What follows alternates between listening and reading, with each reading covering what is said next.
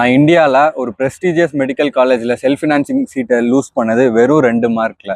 Imagine நீங்கள் ஒரு marathon ஓடிட்டு இருக்கீங்க. நீங்கள் ஆல்ரெடி பல கிலோமீட்டர்ஸை கடந்து இவ்வளோ தூரம் வந்துட்டீங்க. பல நாட்கள் தூங்காமல் பல மார்க் டெஸ்ட் எழுதி இத்தனை ஸ்ட்ரகிள்ஸையும் ஃபேஸ் பண்ணி ஒரு வழியாக முடிஞ்சதுன்னு நினச்சி நீங்கள் ரெஸ்ட் எடுக்கிற டைமில் இப்போ என்ன சொல்கிறாங்கன்னா இன்னும் ஒரு ரவுண்ட் பாக்கி இருக்குன்னு சொல்கிறாங்க. அந்த ஒரு கடைசி ரவுண்ட் தான் இப்போ உங்கள் கையில் இருக்குது. இப்போ நிறைய பேருக்கு இது அன்ஃபேராக ஃபீல் ஆகலாம்.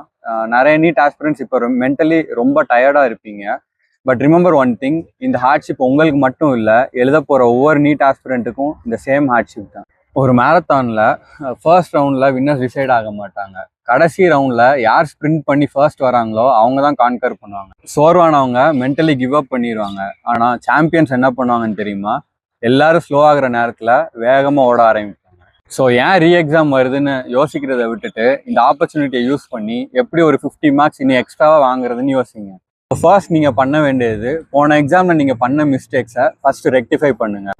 ஸோ ரேண்டமாக எதையோ எடுத்து படிக்காமல் உங்கள் மிஸ்டேக்ஸ் அனலைஸ் பண்ணுங்கள், கரெக்ட் பண்ணுங்கள் அண்ட் இம்ப்ரூவ் பண்ணுங்கள். உங்களுக்கு தேவையானது இன்னும் 300 மார்க்ஸோ 400 மார்க்ஸோ இல்லை, ஜஸ்ட் ஒரு 50 மார்க்ஸ் இம்ப்ரூவ் பண்ணாலே உங்கள் ரேங்க்கில் டிராஸ்டிக்கான சேஞ்ச் இருக்கும். நான் இந்தியாவில் ஒரு ப்ரெஸ்டீஜியஸ் மெடிக்கல் காலேஜில் செல்ஃப் ஃபினான்சிங் சீட்டை லூஸ் பண்ணது வெறும் 2 மார்க்கில்.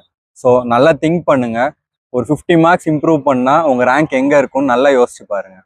One more chapter improvement in physics, few more NCERT lines in biology and improved accuracy in chemistry can change your rank drastically. உங்கள் ஃபியூச்சரை டிசைட் பண்ண போகிறது உங்கள் கன்சிஸ்டன்சி மட்டும்தான். மேபி இந்த ரீ எக்ஸாம் உங்களுக்கு ஒரு பனிஷ்மெண்ட்டாக இல்லாமல் கடவுள் கொடுக்குற இன்னொரு ஆப்பர்ச்சுனிட்டியாக கூட இருக்கலாம். So use it wisely. மற்றவங்க ஹோப்பை இழக்கும் போது நீங்கள் டிசிப்ளின்டாக இருங்க. மற்றவங்க கம்ப்ளைண்ட் பண்ணும்போது நீங்கள் இம்ப்ரூவ் பண்ணுங்கள். மற்றவங்க எல்லாரும் ஸ்லோவாக ஓடும்போது நீங்கள் ஸ்ப்ரிண்ட் பண்ணுங்கள்.